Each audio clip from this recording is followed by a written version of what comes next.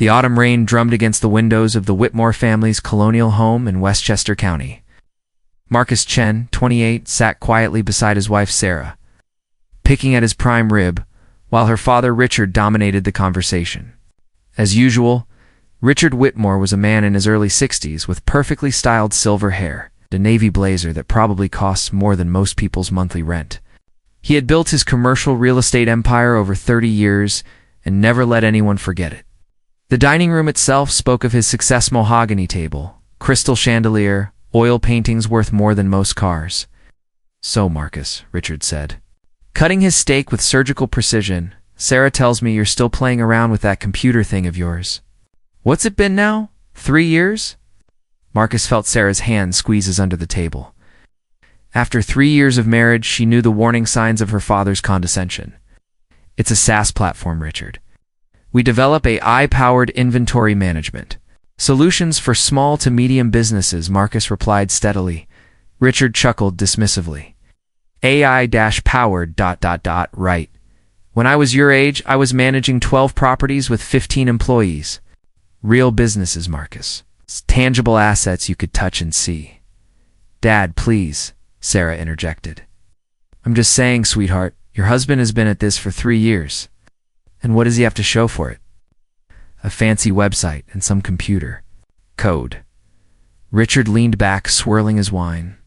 "Meanwhile, you're supporting him with your law firm job, working 60-hour weeks while he chases pipe dreams? Don't you think it's time he got a real job?" The word hobby hung unspoken but understood, hitting Marcus like a physical blow. He thought about the 8-hour days debugging code, sleepless nights worrying about cash flow, countless meetings with potential clients who smiled politely and never called back. "It's not a hobby, Richard," Marcus said quietly. "We have 7 employees now, and our revenue has grown 300% in the last year." Richard's laugh was sharper. 7 employees? That's just money coming in. What about profit? What about providing for my daughter properly?" Sarah's face flushed red. "Dad, that's enough. Marcus works incredibly hard. Working hard doesn't mean working smart, Sarah. Look around this house." Richard gestured at the opulent room. "This is real success, not some startup fantasy that could disappear when the next recession hits." Marcus felt his patience finally break. "Actually, Richard, I got news today that might interest you." Richard raised an eyebrow, expecting Marcus to announce he was giving up. "Don't tell me someone's finally willing to buy your little operation?" Marcus pulled out his phone, finding the email from 3 hours earlier. "Congratulations, Series A funding approved, $12.5 million Sequoia Capital." "Not exactly," Marcus said, looking directly into Richard's eyes. "Sequoia Capital just led our Series A round. $12.5 million. The dining room fell silent, except for the rain. Richard's fork stopped midway to his mouth. Patricia's wine glass froze at her lips. Sarah's eyes widened in shock. "I'm sorry, what?" Richard's voice had lost all confidence. "Sequoia Capital. They funded Google, Apple, Oracle, LinkedIn, ... And now us. $12.5 million for 30% of my little hobby?" Richard's face cycled through confusion, disbelief, and panic. "That's impossible. You're making this up." Marcus showed his phone with Sequoia's logo clearly visible. "The announcement goes public tomorrow? TechCrunch is already working on the story." Sarah grabbed his arm breathlessly. "Marcus, why didn't you tell me? I wanted to surprise you." "The signatures went through this afternoon." He glanced at Richard, who stared at the phone like it might explode. The timing seemed appropriate. $12.5 million? Patricia whispered, setting down her wine glass with shaking hands. "That's just Series A," Marcus said calmly. "If we hit our growth targets, Series B could be 3 times that. We're projecting $40 million in revenue next year." The silence stretched, broken only by the storm outside. Richard's empire of words had crumbled in 30 seconds, leaving him speechless for the first time in his adult life. The aftermath hung in the air like smoke from an extinguished candle. Richard, never speechless in his life, stared at his steak, as if it held answers to questions he couldn't form. Sarah broke the silence first, her voice bubbling with excitement. "Marcus, I can't believe you kept this from me." "Sequoia Capital? That's That's huge. This changes everything. Marcus felt warmth spread through his chest. For 3 years, he'd watched Sarah navigate between supporting her husband and maintaining peace with her father. Now those loyalties were finally aligned. It's validation, Marcus said confidently. Sequoia doesn't just throw money at ideas. They invest in companies they believe will change entire industries, Richard finally found. His voice, though it cracked, $12.5 million for software. For a solution to a real problem, Marcus corrected. Small businesses lose billions annually to inventory mismanagement. Our AI predicts demand patterns, optimizes stock levels, and reduces waste by 40%. We're not just selling software, we're selling efficiency and profit. Patricia leaned forward with genuine curiosity. How does it actually work, Marcus? Marcus appreciated her interest the first time anyone in the family had asked about the mechanics, rather than just questioning.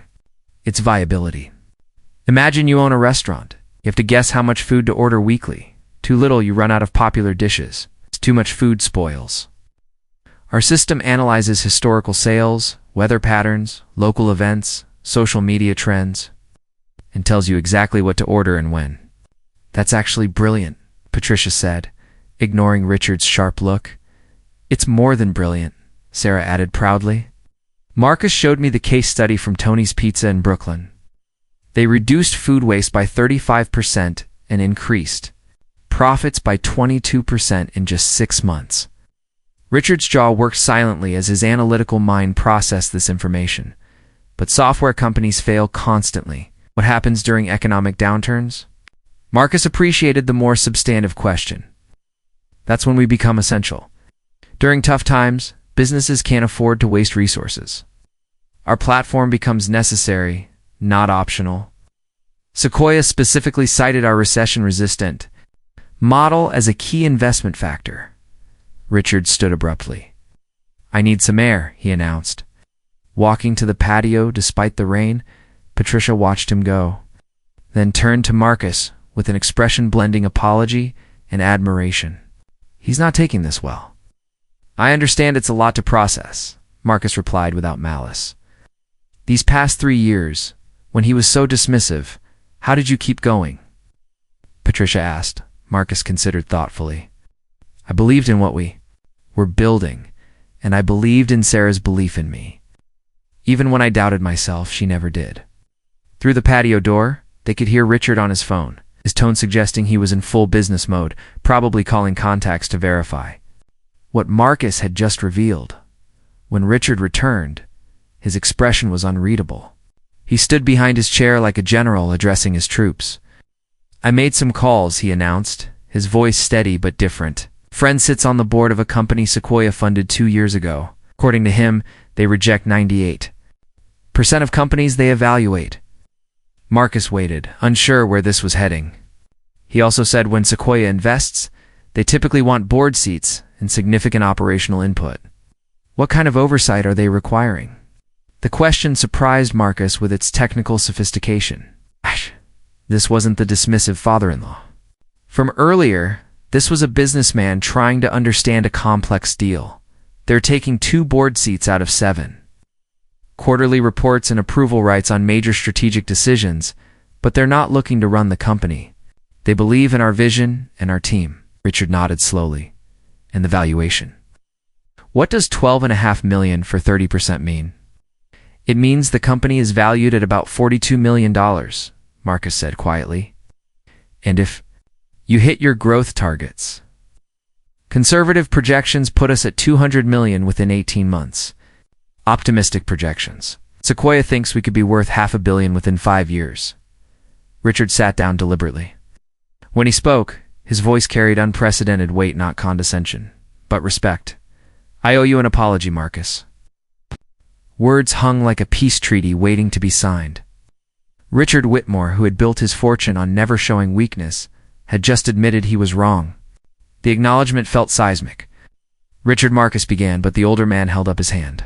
Let me finish. I've spent 3 years treating you like a dreamer who didn't understand reality. I was wrong. Marcus felt vindication mixed with unexpected sympathy, seeing the cost of this admission across Richard's face.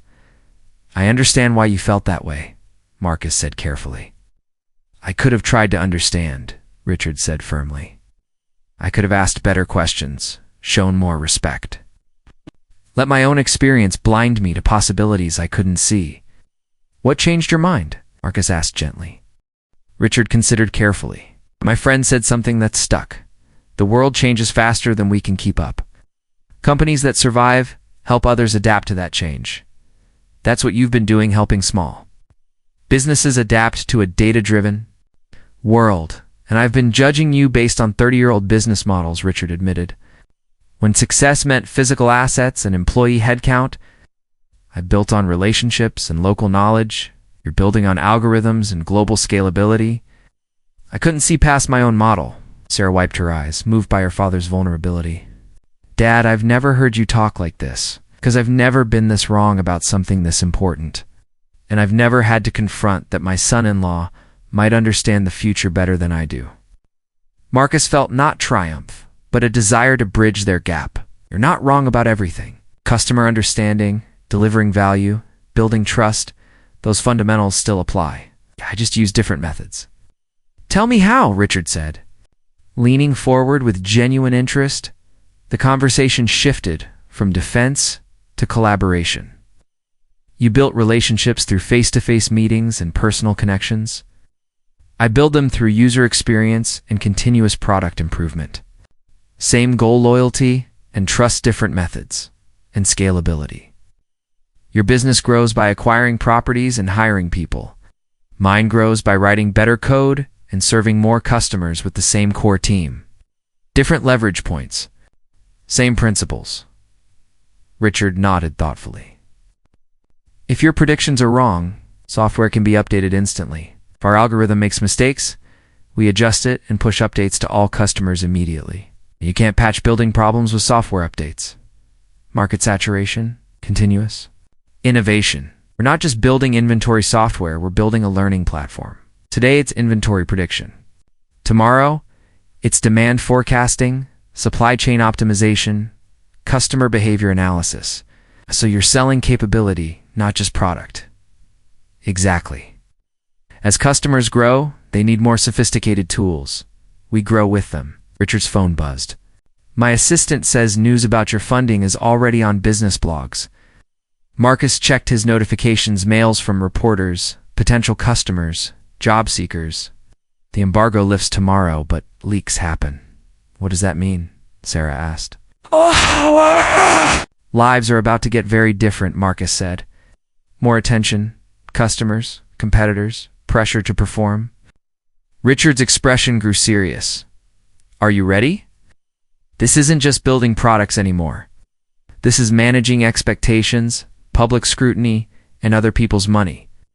The question carried concern, not judgment. I hope so. We have advisors. And Sequoia has experience guiding companies through this. But honestly, it's terrifying and exciting. Good, Richard said firmly. If you weren't scared, I'd worry about your judgment.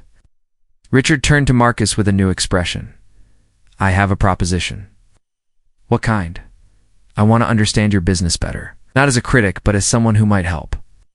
I have relationships with hundreds of small business owners who could benefit from what you're building. Marcus raised his eyebrows. You're offering to help find customers? The right customers? Business owners who understand innovation's value and have resources to implement it properly? People who become advocates? The offer was unexpected and generous. I'd appreciate that, Richard.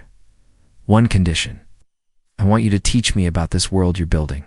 How AI works, how algorithms make decisions, how data becomes insight. Richard paused. I'm 62. I could retire tomorrow. Want to become irrelevant? The vulnerability in Richard's voice was striking.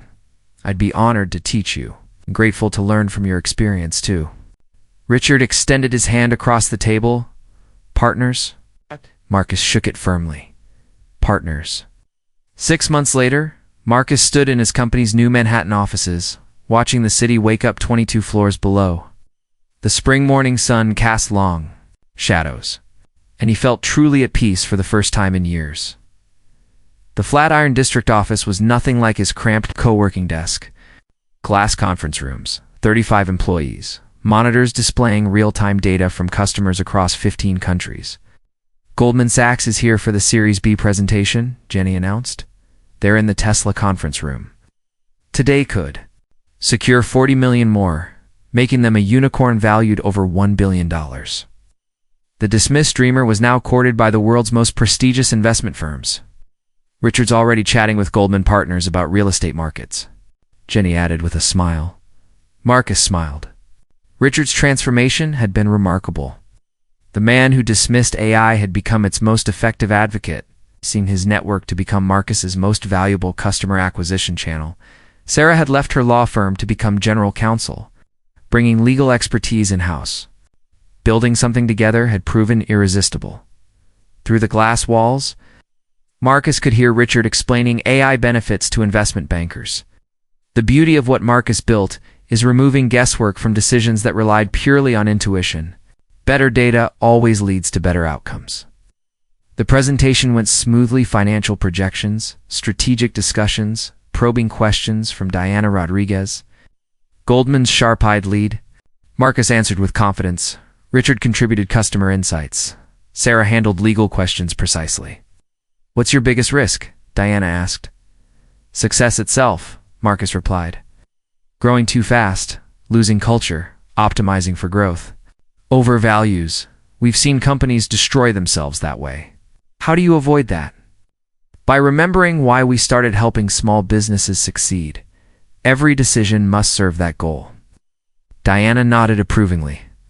Most entrepreneurs want to capture entire markets. You want to serve them.